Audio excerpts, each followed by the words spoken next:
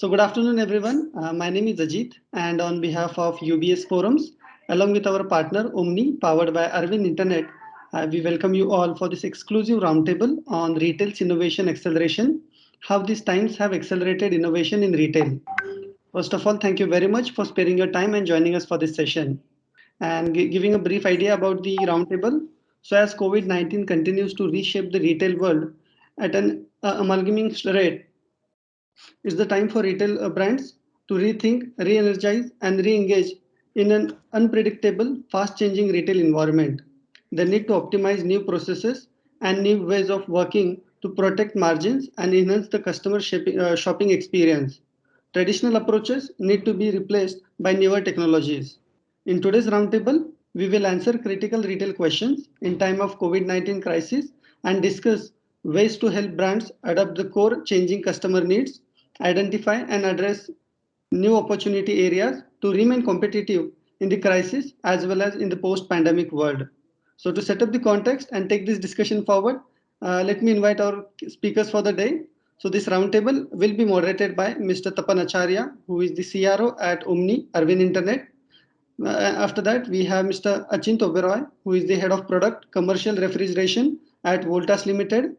Mr. Khalid Kamal, VP Strategy and Marketing at Impex. Jyoti Deswal, Head of Modern Trade, Large Format Retail Business at Lenovo India Private Limited. Tushar Sharma, Head Online Sales and Marketing at IAP Industries. Pushpashil Andari, Head IT Digital Infrastructure at Eureka Forbes. And Ankita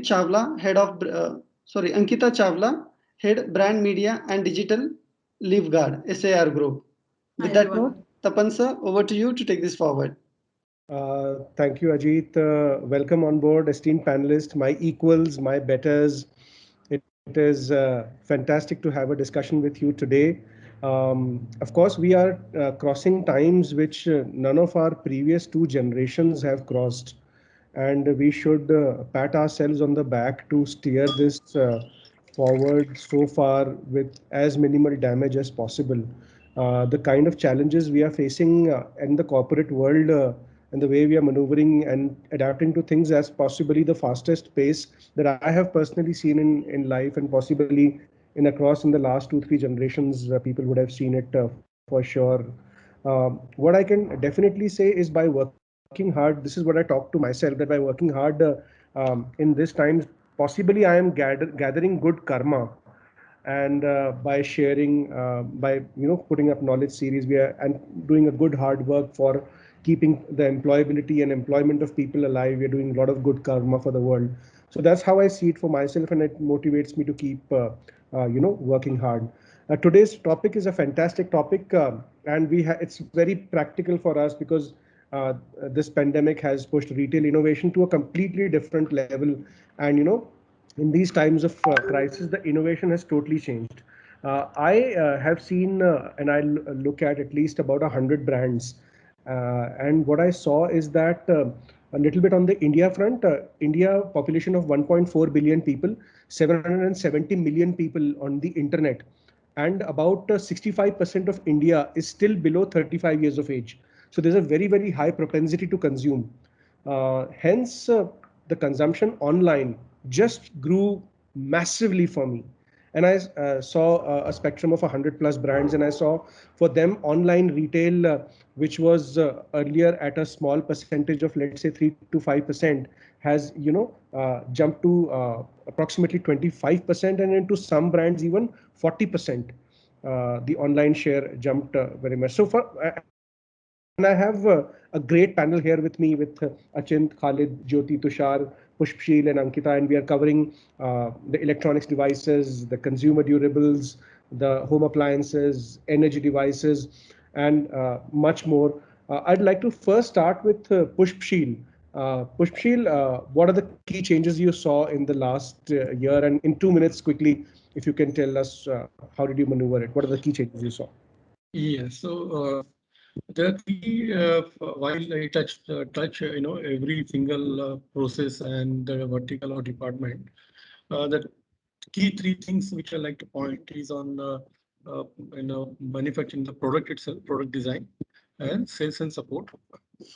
Sales people are always they're innovative, So once when the pandemic got into it, we are into door-to-door sales, right? We are the largest one in that segment, and suddenly we see that we are out of the market because we cannot knock the doors.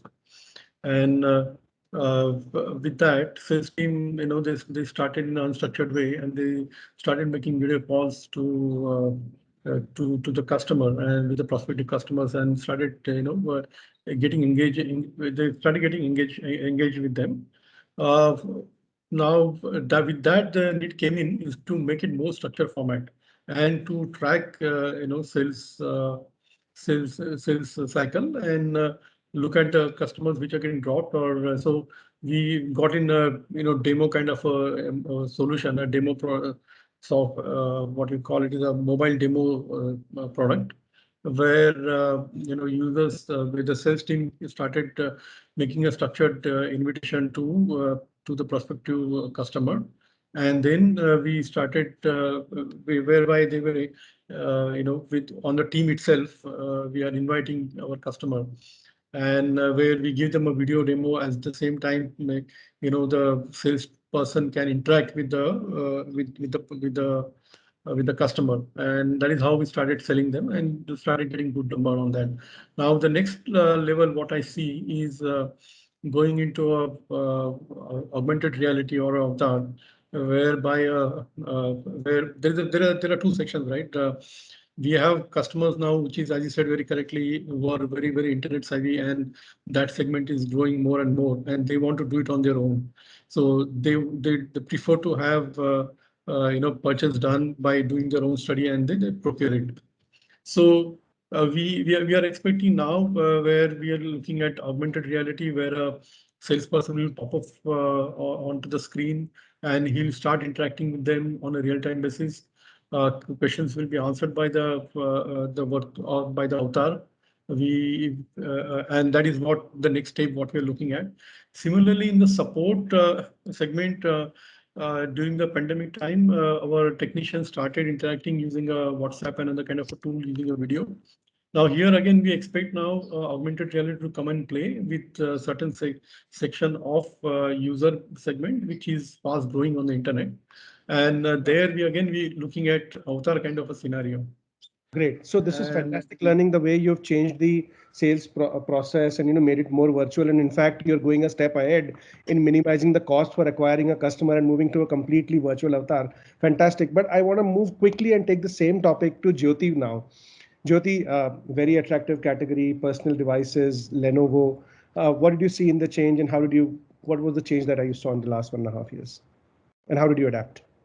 Thanks, Tapan. I think very interesting topic for all of us. And I believe I can very formally and proudly, I can say the industry I am into right now, I think that's the best performing industry. And I think to some extent, I should not be saying it, but COVID has been a little good to us, for the industry we are into. So like you mentioned, and my fellow colleague mentioned, that this has been a period of incredible innovation. The kind of innovation what we have seen in last couple of months is much more than what we had seen in the last 10 years.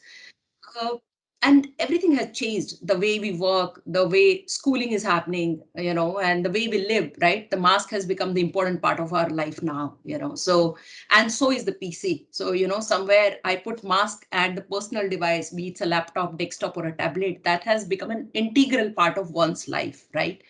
With everything moving to digital from the physical spaces, right? The need of digital screen has gone up, so in multiple ways, so if we talk about the IT industry across all product line, laptop, desktop, or tablets, the growth has been phenomenal, right? If I talk about the past, in last 3 years, the IT market was either flattish or was declining a bit, right?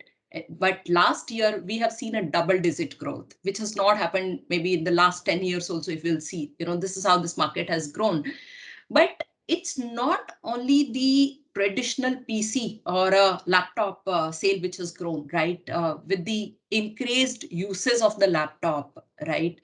The customer buying behavior for a laptop has changed, right? Earlier, the customer used to look at the configuration of the laptop, what is the RAM, what is the processor, how much is the hard disk in that laptop, right? So that way of buying a laptop has changed, is what we have seen in the last few months, right? Now with the increased uses, and the sharing of laptop has come down, which means if there are 4 people in the family, you need 4 laptop, because the classes are going simultaneously for the kids, right? So the wife also need a laptop, because all the entire shopping, everything is happening through online, right? So one is the number of screen per household has gone up. Secondly, the way you are buying a laptop has also changed, right? While buying a laptop, I'll be more sensitive towards the software configuration of the laptop, which means how the screen is, whether the screen resolution is good for my eyes or not, right? Because if my kid has to sit in front of the laptop for 4 hours, I want it to be good for the physical health of the kid also, right? Correct. And it was just configuration, how much RAM and Right, yeah. so now quality Yes. of, yeah. Yes, now with the camera, such a important feature in a laptop, you need to keep it on all the time, right? So the And customer started looking at how the camera is, how the speakers are, whether the laptop is lightweight or not, whether the battery of the laptop is good or not, right? Because I don't want my child to keep it connecting all the time, or even when I am working on the laptop.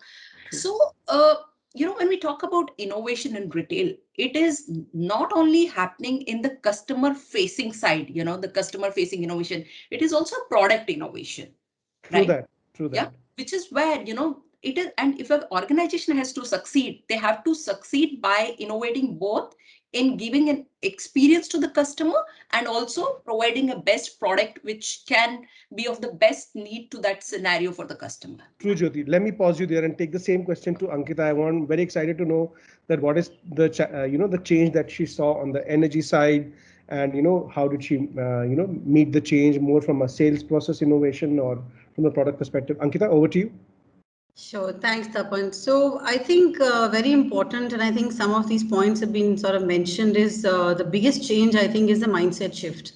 Is to understand for companies that even categories like energy storage, batteries, inverters, which were typically we never even thought that it's a category which will have to be sold online. We've had to sort of quickly, in a very agile model, figure out and adapt our methods in terms of how do we reach the customer. A customer was typically walking to a shop, to a dealer, and now I've had to find programs where he can click on an ad and get connected to a call center to the dealer, and the dealer gets that lead. So lead generation was not a conversation that was happening in this category at all, and now lead generation is pretty much up there. And of course, other categories in our group like LivePure, which is already into water purifiers, ACs, we had a certain kind of readiness already there, but what we were doing was typically what we would call multi-channel marketing. And Indian brands have still not understood the difference between multi-channel to omni-channel.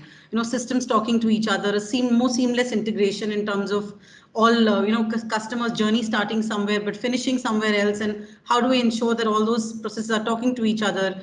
Things like after sales service, customer typically used to be in habit of calling up a dealer and saying, I need a service. Now, he wants something on the click of a button. I'm in a meeting, I should be able to send a WhatsApp and ask for a customer service. So a lot of these processes, the CRM technology, the entire investment shift. So a lot of, I think, like I said, mindset shift, being ahead of the curve by knowing what kind of investments we need to make in terms of whether tech capabilities or sales processes or even content that needs to go on channels like e-commerce, quickly setting up these alternate channels.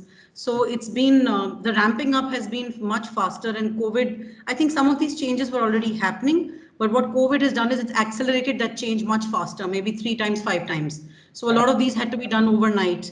And, our marketing spends have shifted so hugely. What we were as a category, both my brands, whether it's electronics or whether it's batteries, we were spending somewhere about 30-40% on mass media. Now it's shifted completely. It's gone to 10-15% on mass media and 80% on digital or innovations where it can help reach the customer digitally. So that way is, I think, staying ahead of those changes, making that, and most importantly, being able to understand that not any customer has access to you. So I may have not been very agile about, let's say, customer in the east zone so much till now, but now I know that, okay, sitting in an east, somebody could maybe searching my product on Amazon. So if I'm not there, I'm going to be out of the consideration set. So essentially that democratization to customer has already put the companies into a fast change mode and fast performance mode. So I think that's, to keep it crisp, I think that some of these changes, I think we've experienced and in real time sort of worked on in the last 1.5 years. 100%, Ankita, and especially a couple of points that you mentioned from a content perspective, because we are no more meeting the customer so many times. It's just online buying and being available everywhere. It's and the online measuring and the ROI of it, of leads, marketing qualified leads, sales qualified leads, the entire process is where it needs to be talent. Khalid, I want to come to you and check from an impact standpoint, and you have various categories of products, etc. How has it moved? And also, I would want to know, possibly in numbers, has the share of the online shifted? Or, in fact, if you can talk a little bit that what are people asking more than just home delivery? That will be great. Khalid, over to you. Yeah, sure. So see, once this crisis hit us and hit every one of us, one of the defining thoughts in the company was one quote from Winston Churchill: "Never let a crisis go to waste." And we are a challenger brand. So we thought it as a great opportunity to do a complete shift or overhaul everything, because nobody would complain, right? In the normal course of things, we would say X and Y and Z brands are doing this, and why are you not just following that? So it gave us a clear license to change whatever we wanted to do, right, across the value chain. And we all know that there were disruptions on the supply side. We were over dependent on, say, China, right, for a large portion on some Middle East and Turkey and others. So Indianization of supply sources and diversification of supply sources was one.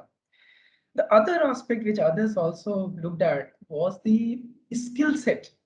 The entire skill set which is required, right, has completely shifted, right? What used to be the, means even if you get a veteran from an industry, right, in our company, in any department, the ways of working, right, that did not hold, right? You have to really redefine how you used to do it, because things change at the entire in the customer journey that Ankita was talking about.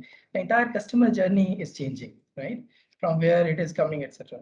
On the skill set itself, means I'll say, for example, in home appliances and in consumer electronics and kitchen appliances, in-store promoters are very, very important. And customers used to come and then they would ask questions and all that.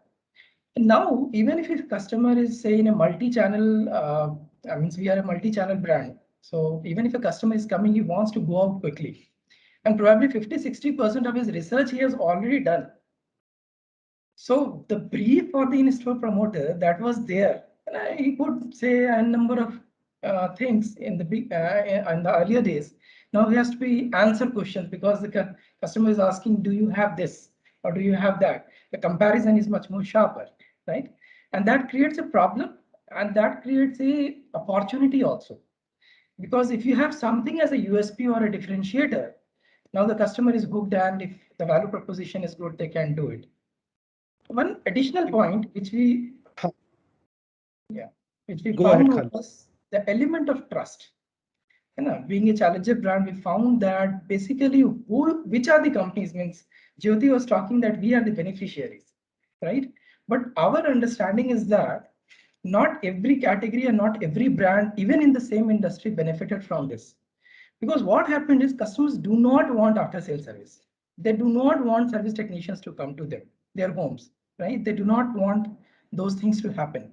So the brands which are trusted by customers, right, or those brands which have created that equity, they get a massive advantage over there. And over to the, say, the partnership piece, right? One more thing happened is that, being as a small and medium kind of an enterprise, we found that, say, not everybody can afford SAP and Oracles of the world, but a number of the startup ecosystem, right, how they are enabling, correct, that came into picture. And we also have leveraged those technologies, and others are also leveraging that technology. Great. Khalid, I'll just pause you here. I'll just quickly jump off to Achint as well. Achint, great to have you here, and you are only from the commercial appliances category. And I was just looking at your product set of, chocolate coolers, of water coolers, of Yeah. chest coolers, and deep freezers, etc. So, how did this pandemic impact you from a product perspective, sales motion? How did the percentage change? Over to you. Thank you. Yes, the change and the hit was a big pattern as such in terms of COVID comes in.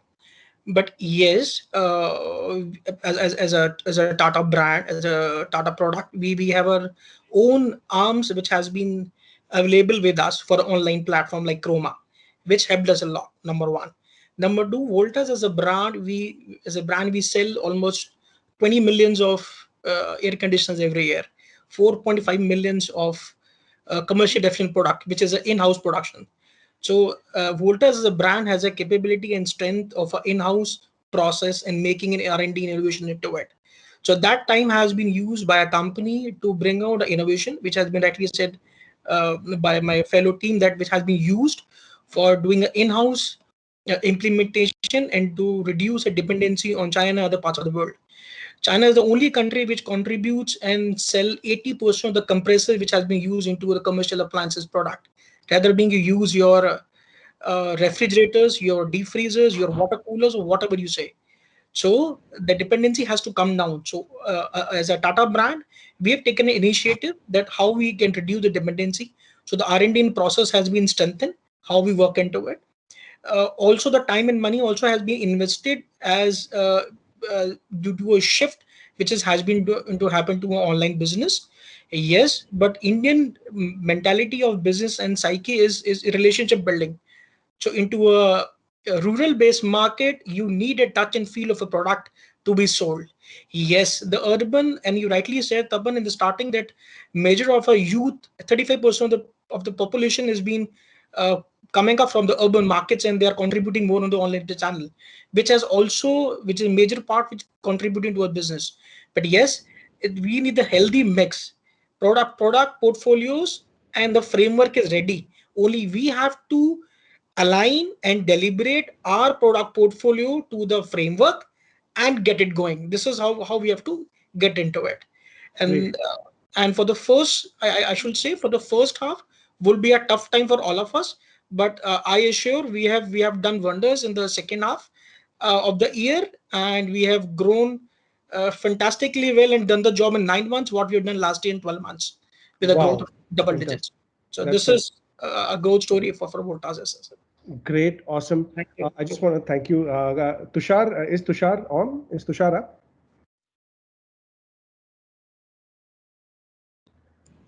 I don't know. Maybe Tushar faced a challenge and he couldn't join. So fantastic viewpoints, Achint.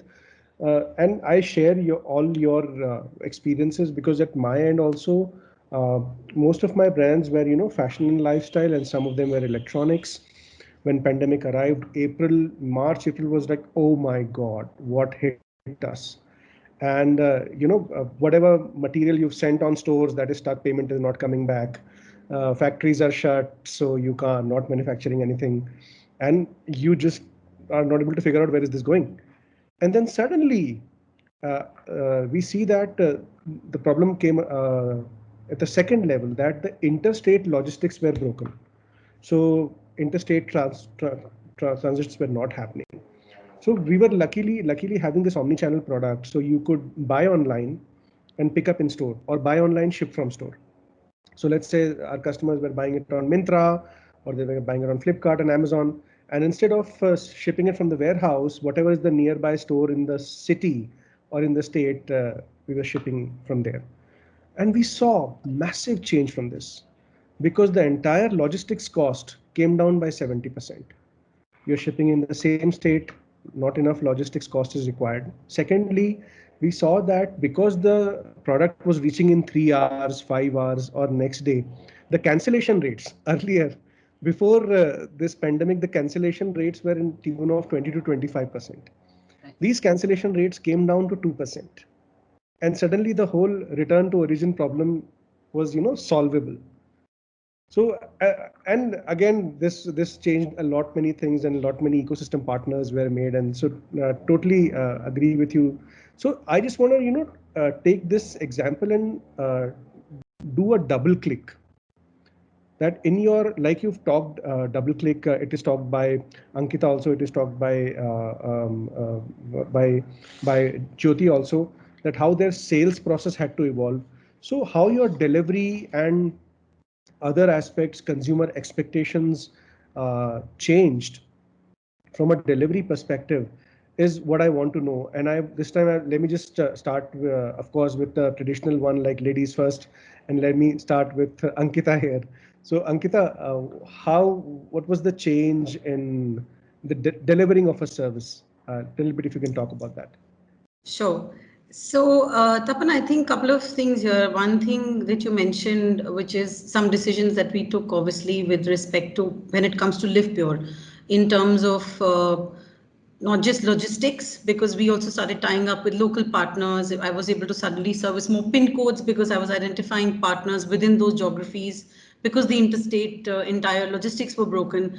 What we also did was we tried to create multiple models. And when I say multiple models, it was also, we realized that the customer, a shift which was sort of started by e-commerce a couple of years back, which is customer wanting to shift the blame and the risk to the company. You give me paper, you give me money on, I will pay on installation. I don't want to pay. I want to be able to return. We started seeing more of that risk being pushed towards the company. So, there we sort of made changes to our model. So we did a pay per usage model in LivePure, which is really a VAS model, something which we were sort of working on, but we accelerated because we realized the customer is not willing to do too much of risk there. And we moved away realizing that we might not be able to completely rely on third-party logistics there. So we had to tie down our own warehouses to logistic partners to be able to service in that much time, because reviews and ratings were very important. You know what Khalid said. Customers' trust and experience in this period, if the wheel was broken during this time, it would cost us much more to sort of go back and do.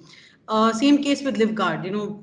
Like I said, in this particular category, in batteries, inverters, unheard of sales processes had to be sort of created in real time. So this tying of the entire digital ecosystem of a customer clicking an ad and being able to go through a call center to a dealer, and then dealer creating that logistic instead of, so what we used to typically do is a distributor control model. Here we had to give the power back to those 25,000, 30,000, 80,000 retailers on ground, so that they could tie up with the RWAs, create their own channel of delivery. We ended up also making our own service people sometimes responsible for delivery in that particular geography when lockdowns were sort of made tighter for certain geographies. So these kind of decisions had to be done in real time. A lot of assessment of strategy changes, which on different, and I think it was somewhere it also depended on the brand's readiness to be able to do it. So in case of LivePure, we had a certain ecosystem ready. So some of our decisions were much faster. In LiveGuard, because the business was based on traditional conventional selling, the readiness took a little time to sort of scale up. So that's where I think we tried to change these processes to be able to sort of cover over that shift. Fantastic example, Ankita, and very, very innovative. My hats off to you. And again, this is like totally outside the box thinking. And this is like deriving structure out of something which was totally unstructured before. I have Pushp raising his hand. I guess he wants to speak first. So I'll go to Pushp. No. I have to leave the meeting. I have something urgent come up. So my apologies to all the panel members and to you. I'm just dropping off the call, please. Thank you so much. Sure, Pushp. Okay. Thank you. Jyoti, I would want to take this question to you now, because you have a distributor model, you have online model, and distributors have their own challenges and behaviors, and online has their own rules and regulations. So what did you do? How the environment changed for you? Sure, thanks, Tapan. I believe, see, the terms like omni-channel or online to offline, offline to online, these were not new, even during the COVID time, right? The work on all of these terms were already happening from last couple of years. But what COVID has done, that has accelerated the omni-channel shopping behavior or the strategy, and in fact, the boundaries between online and offline, they were already fading away. And the new world, like the physical world, already started taking the shape. But what has happened is, like Ankita also mentioned, it was also more to do with the readiness of the organization to face the challenge, which came all of a sudden, in a very uncertain environment to all of us. So here, what we did at Lenovo basically is like our Lenovo.com site was already ready, right? So obviously, we have seen that if we talk about the data, 60% of the consumer changed their shopping behavior post COVID-19, right? Earlier in India, online was more about the price sensitive customer, right? I get a good discount, I'll go and buy online, right? But if I'm getting a good discount in a store which is even 5 kilometers away from my house, I'm okay to go there and pick up the product from there, right? But I think during COVID-19, the online was the only life people could see for the surviving and to buy stuff, right? So, and again, when we talk about online, it's more to do with, people talk about Amazon and Flipkart of the world, right? But online is much more than that, right? Again, the trust of the customer.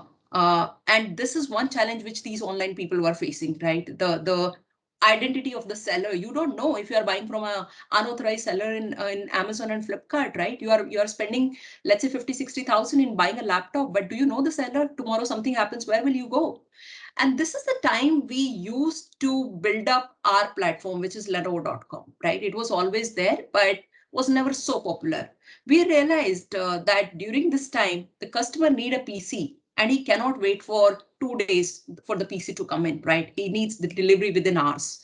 So what we did, we started connecting all our exclusive partners, the Lenovo exclusive store to Lenovo.com. And we started amplifying our web experience and also starting using more of AI and AR, right? Augmented reality. Basically, the only hurdle in buying a technology product from an online portal is you can't physically inspect the product, right? You don't know how the product will look like, what is the, how the laptop behaves or how much it weigh and all that stuff, or some of the features, how do you work? So what we did, we quickly invested on our in-house tech capabilities, and by the help of augmented reality, we decided how that we can give a more live demo to the customer about the product, right? So that they can, in a virtual environment, touch and feel the product, right? So we invested on that part, right? AI obviously was always there, we started focusing a lot more on the voice and visual commerce, right? Which means I don't want to type. If I want to know something, I just voice it out, and your AI can answer my questions, right? Visual commerce, again, we started using product in a way, and we started building content more relevant to the curiosity of the customer, and that's how we started engaging the customer on Lenovo.com. And like you also mentioned, Tapan, once you place the order on Lenovo.com, let's say I have my dealer's network, right? And I'll check the pin code from where the order has come in. I will intimate the Lenovo exclusive partner in that area and will ask him to deliver the laptop maybe in 2 hours time. Right. So this is one thing which has changed. And again, this is more to do with the sales process. I'll just take maybe a few more seconds because it's not only about sale, it's also about the post sale. And if your device is gone, you cannot wait for it to be repaired once the lockdowns get lifted. So what we did in Lenovo, we started something called Repair on Wheel. We hired a couple of those vans. We started telling our engineers that you have to divide the areas, be on that van, and that van was traveling from one locality to other locality, depending upon, obviously the customers were raising the complaints. We used to see how many pin codes have got how many complaints. Depending upon that, the van used to travel from one place to other place to address the customer issues for the laptops. So these are a couple of innovative things which we tried doing, so that we can help our customer and can build up their trust in our brand. These are very, very beautiful points, and some of the points which you talked about service, talked about your sales, talked about giving leads to the exclusive partner to deliver, self-deliver, having a different content level in place at your Lenovo.com, so that the content is engaging, having genuine product, ensuring to reach the customer, and also the mix of NSM and OSM, new stock merchandise and old stock merchandise. Earlier, people used to just think that buying online is just old stock merchandise, Why would I put a new stock merchandise? But now the thinking is totally changed. Totally. Fantastic points, Jyoti. I see that Khalid wants to add a couple of very, very interesting points. So Khalid, over to you. Khalid, you're on mute. Okay, so for us, there were a couple of things that we did. And we are a smaller brand compared to our peers here. So there are a few basics that we needed to do right. And one of the things was look at our inventory, right? Because in this pandemic time, what kind of inventory are you pushing to your retail partners and distributors and dealers, etc. And what we did is we broke our inventory, the entire category, into three parts. We said the first one as portfolio bestsellers. Okay, those are the fast moving models. If it goes, it's there in the shelf or it's there online or on our own portal, it will get sold out, no problem at all. The second one was range filling models, which are required to fill the range, but only if rarely a customer comes and asks, I want that particular SKU also. And the third one was signature collection models or flagship models, and which build the brand or which create equity in the minds of customers in terms of USP and all that. So we said that in this pandemic time, let's not waste our money. And we focused a lot on that portfolio of bestsellers, right? The entire inventory was optimized and 80-85% sales target we put on that only. Some range filling here and there and some signature collection here and there. Signature collection, there was a specific reason because we were thinking that probably if the second wave or third wave is coming, people have lost jobs, the pay cuts have happened, and probably the discretionary spending might not happen. So let's get back to basics. So that is what we did internally. The second aspect was that we thought that our channel partners, we are a multi-channel brand, so 80-85% of business used to come from offline. And we said that in these times, in these difficult times, there are three options for us. And your own D2C model is there, marketplace is there, and these channel partners are there. And one day this COVID will go away, right? And if we do not stand with our channel partners, they will never forgive us, right? So we said that these are our business partners and we need to take care of them.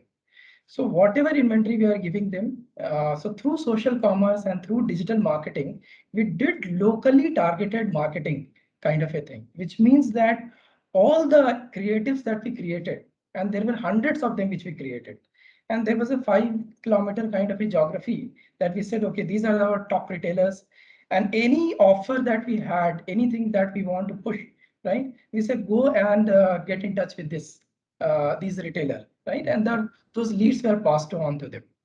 So these are the two things that we did internally and externally. Khalid, my compliments to you. Both are very, very deep steps actually, to have a right inventory mix with you. And I don't know if you would talk about if your inventory was also placed at various locations to ensure that the fulfillment time is least. So that, and having an entire intelligence that, what our inventory is moving, in which area it is moving, and to match that as well as to stand by your channel partners and give them leads and unified promo that you're talking about. Both are very, very long range, and my appreciations to you. Fantastic steps on that you've taken. I want to quickly jump to Achint. Achint, from your perspective, I know you've talked about how you've moved away from China and how you've changed the business mix and how you achieved your target in 9 months, which was earlier done in 12. But on from any new way of selling, etc., you want to add something there? Over to you, Achint. on the new platform, in terms of logistics process and everything, only thing is we have only calibrate a framework. That's it, because we are already been working with those brands who's been working through online companies like Flipkart or Amazon. I should not name the brand, but yes, we are into the same pattern, working on the same modules. So we have a live tracking of a product portfolio which we can offer to our consumers. What we are also looking forward in the future businesses, as we will be putting up a QR code on the invoices, going straight away to the consumer, so that he can scan and have a track of his product portfolio, which is delivering from either from our warehouse or from a marketplace person who's selling through online process. So this is a new innovation process we have developed, and we have done a prototype working on that process, which will be very soon be live as such. Plus, we have only changed done few calibration only into our networking process of urban and into rural process. Rural is, yes, we cannot say because they need a touch and feel of a product portfolio, so we have to be live there. And as we have some process defined, because a product is related to a shelf life and to beverages and to process needs, which is very much important. So we got some advantages, windows there where we can pitch in that process, but not into a process whole. But yes, what we have done is on a demand and supply side, by reducing the dependency on China, we have covered up our shortfall, because we always have we sell more than what we produce. So we have knock off all the production processes for the next year, and we have piled up so that as soon as the process opens, we are ready to get the ball rolling. Fantastic, Chintan. Especially the QR code idea is hats off to you. When the person can, keep a catalog their portfolio, as well as in support needs, have all the information very handy.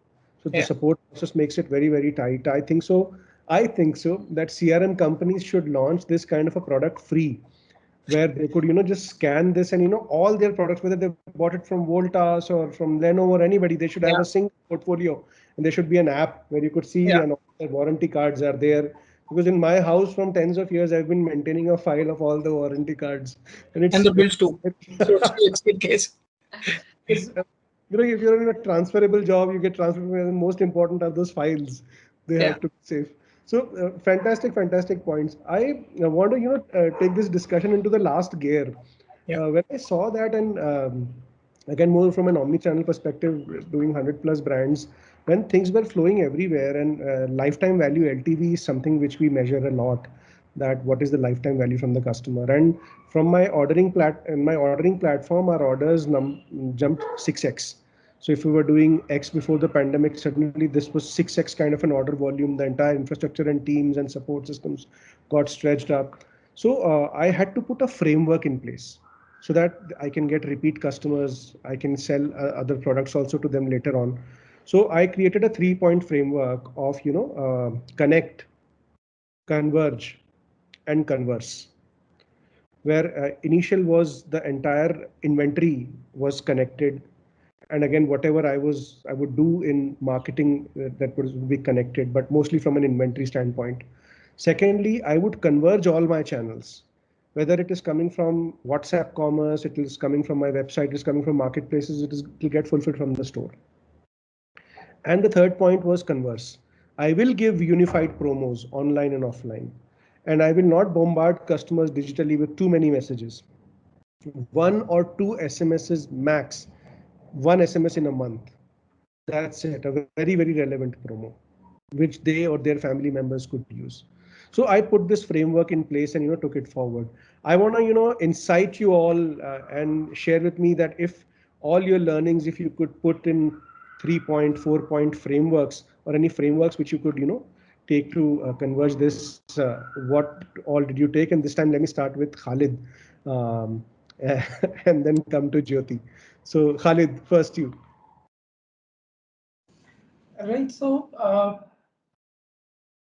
what I would say is that it was back to a lot of basics, right? In terms of it was rather than a lot of flashy things which happen, right? And when we talk about digital marketing and a lot of things, right? So those are okay. And if you look at the use cases and real impact, right? A lot of things actually, means Jyoti and Ankita and Achint can say that actually when the rubber meets the road, those things, a lot of things do not materialize, especially at a scale kind of a thing.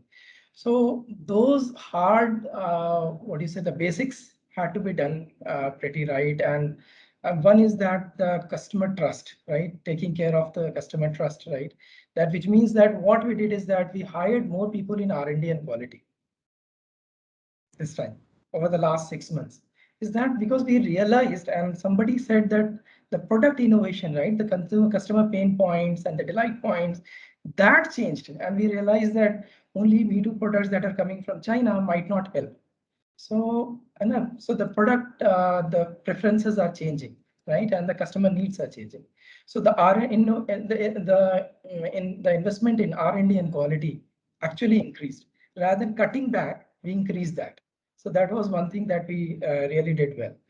The second was that relationship part that we talked about, and that bolstering the relationship with the channel and reskilling the workforce, right? In terms of that, these are new ways of working that we need to have, and the purchase department, or whether it is the service department, right? Somebody has to give a product demo, right? Like for example, when Samsung has done it, L'Oreal has done it, and we were also contemplating to do it pretty soon, is that the customer needs a kind of a demo. We also sell vacuum cleaner and a few products. So how does it work, right? That demo and the knowledge base. So create that A+ content, which was purely there on Amazon and Flipkart and few other channels.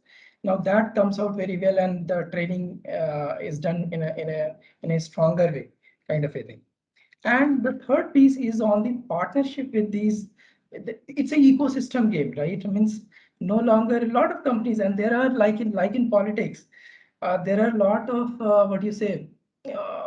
You will not think that they will become partners, but you become partners, right?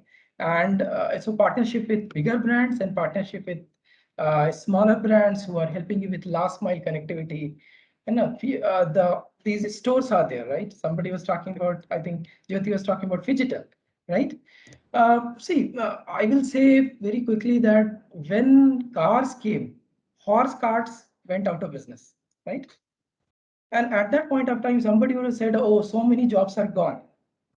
And look how many jobs were created with that new way of working. And same when lights, electric bulb came, and lanterns and many industries. The thing is that the retail partners or the ways of working had to change, and you need to adapt and evolve. And probably a bit of help to our channel partners also to bring their inventory online, right? And if a customer is reaching out to you, what kind of inventory you have, what kind of whether it is available or not. Because what is happening in this space is that 2-hour delivery, right? Customer is itching for that. Sure. And these partners can enable that. Sure, Khalid. I want to pause you there, and I want to quickly go to Jyoti. You mentioned 4-5 very important points, but I would want to hear Jyoti first, and then I'll put the points. Sure. So on this part, I just have one line to say, and then maybe we can elaborate and talk about it. You be customer centric, customer will be centric to you, right? So this is what it is. Ultimately in all of this, we are trying to make customer happy and we are trying to take care of his investment happy, right? So ultimately that's how the things are. So what happened is like during this time, everybody was worried about whether the business will happen or not. And this was the one kind of thing which happened to us. We didn't knew how the market is going to shape up. In fact, I'll just, a funny thing is like when we were given the target in the starting of the last year, we were asked to prepare multiple scenarios. What if COVID will go in 2 months? What if it will go in 3 months? And everything fall flat, nothing. Each of these scenarios is only into the Excel sheet, right? Because nobody knew how it is going to behave, but everybody was just trying to analyze the situation basis their own understanding, right? So the main fear was for the last year, if I have to say that, whether the business will happen or not. And in our industry, if somebody is buying a laptop today, he's not going to return back to us for the next 3 years. Right? Because on an average, the life cycle of a laptop is around 3 to 5 years. So the question in front of all of us was that how do we generate or how do we get more share of wallet from the customer, right? The same customer who's coming and we know that he's not going to come back again, right?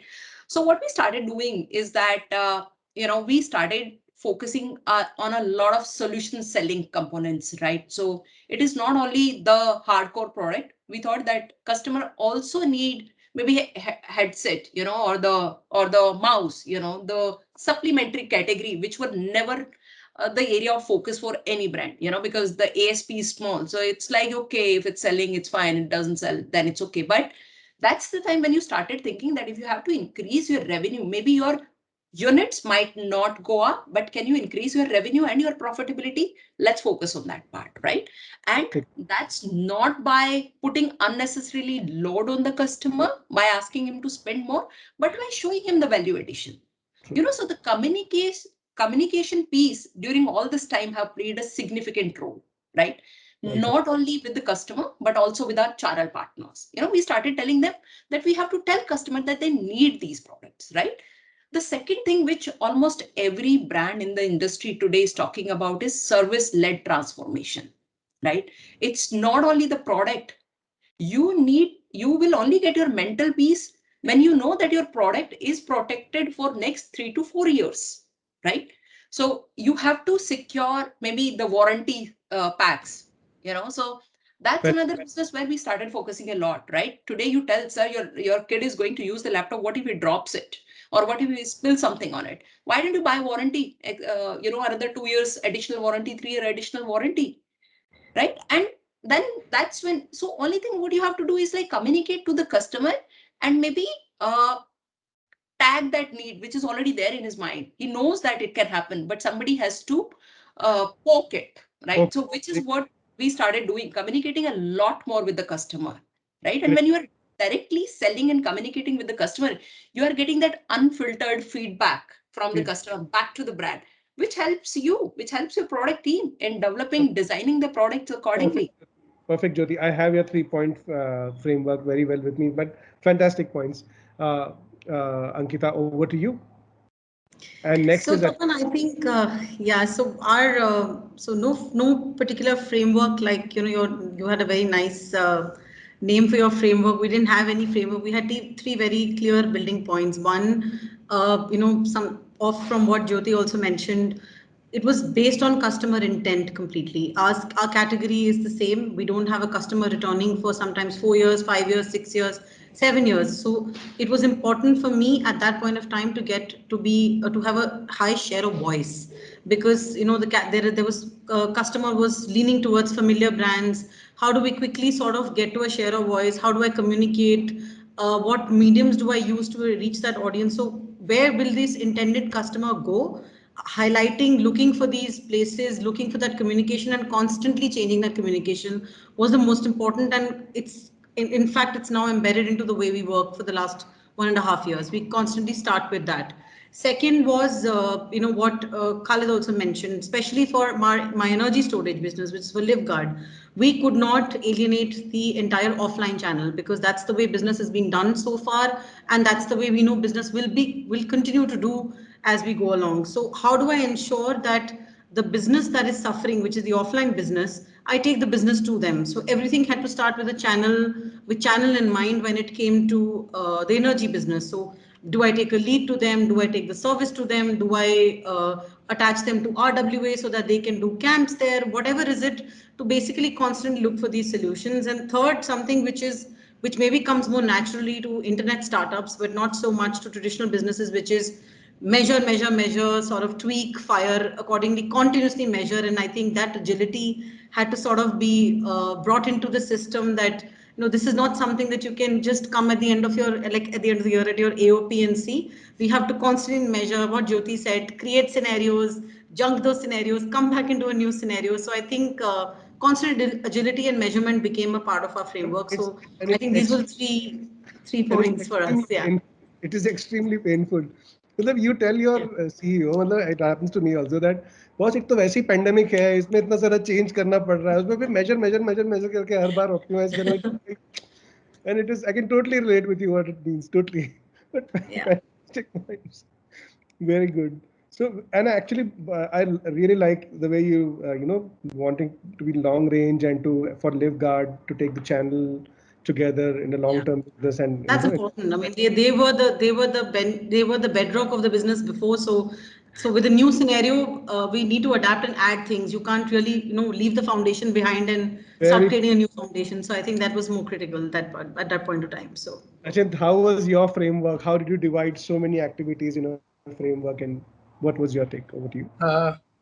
I like and go with Ankita. What he said is, you cannot leave your base work, which has built you and get you at this level.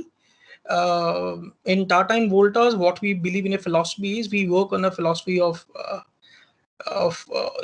humanity and to take all into a same cadre. So in that platform, we work into a contribution of 80-20, wherein 80% of production business happens through a channel partner, which is offline, and 20% was online. Vis-a-vis, now the framework has been changed from 70 to 30, as due to pandemic, it get a huge push into online platform. And I will say only one statement, that Voltas as a brand is known for value for money. So we have stick to our basics again and innovate product, that how we can give a better product to humanity with the best possible cost, so that the brand, the consumer should listen and see to a brand and come back to it again. So we have maintained that process again and again, and we work on that process through our innovative R&D process in line. Fantastic. Yeah. Fantastic, Achint. Sorry, did you break or you'd finished speaking, Achint? Yeah, I'm done, please. Yeah. Great, great. And I totally believe that, and the way you keep the relations and from a humanity aspect, I know that from a online to offline mix has changed. But of course, you would be doing a lot, many things to pass online leads into your other channels so that they can, catch up and pass on leads to the other channel members, like others have done, pin code wise division, so that they one point is also there, which is all industry have done it. I tell you, majority of your channel partner have also migrated and sell through online portal as a marketplace. So we also promote that. We do not kill them. Understanding is there is a B2B business. Let's say I am selling my product portfolio through Amazon or through Flipkart. I'm also helping my channel partner distributor sitting in Coimbatore or Tamil Nadu somewhere, also selling his product portfolio online. So I will support him. I will not kill him. But yes, I will maintain a benchmarking, that what product portfolio, what process, and what framework has to be followed for him, so that we both can survive and also help him on his upbringing. Great, great. Very, very fantastic point. Fantastic discussion amongst you all. It was a lot of fun. I didn't even notice how the time flew until I, got a ping that, okay, your time is getting up. And I really hope with herd immunity, with enough vaccinations, we will sail past this and come to a new and open world with smiles without masks. So looking forward to that world. Any one or 2 points anybody wants to mention, that these are the 2 points in the coming back world will still matter a lot? Over to anybody to go ahead first. So I have one question, and that is of interest for me and as a challenger brand. We talk about D2C, we talk about trust being built through reviews and ratings and all that. So we talk about Gen Z and millennials, doing the majority, even in homes where elders are there, they are the ones who are buying it, right, for their parents and others. So when it comes to brand loyalty, and in each of you, Voltas and Lingard, Tepure, right, Lenovo, and these are all bigger brands.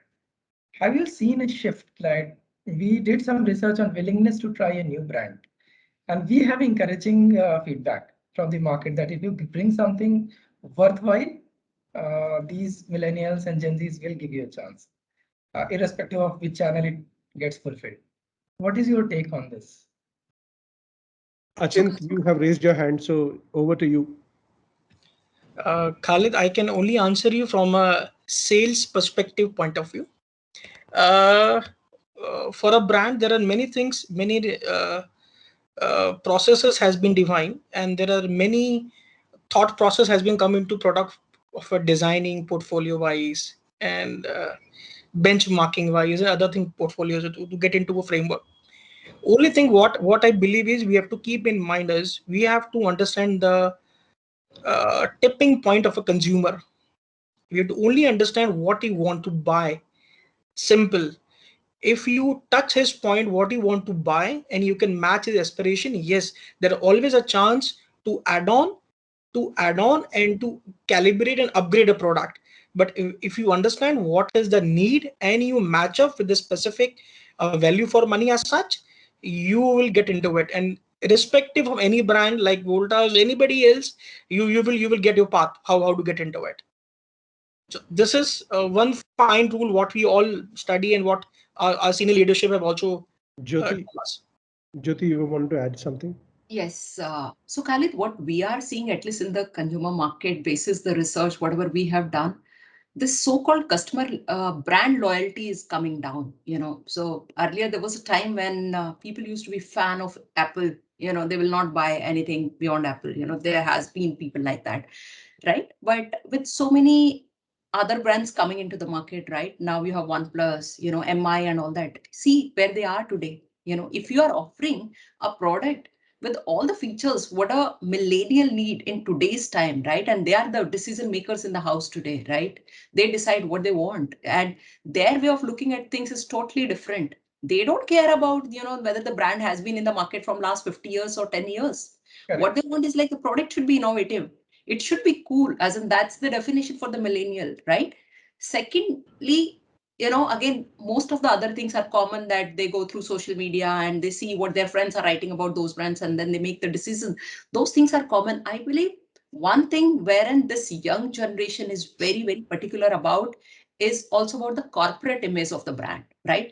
The sustainability, how we are giving it back to the society. Are we environmental friendly or not? I think these are some of the things which have added into the business dynamics, and these have become very, very important for the organization to focus on, right? CSR activities, they look at whether this brand is environmental friendly or not. If it is, I'll go for it, right? That's another factor.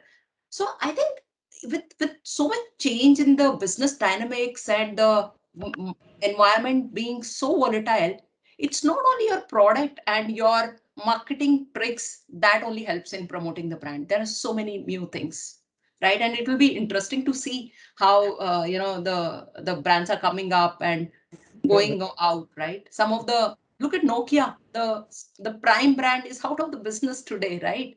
Look at OnePlus and MI, the way they have taken this market up and giving competition to Samsung and maybe the other top brands in the mobile segment.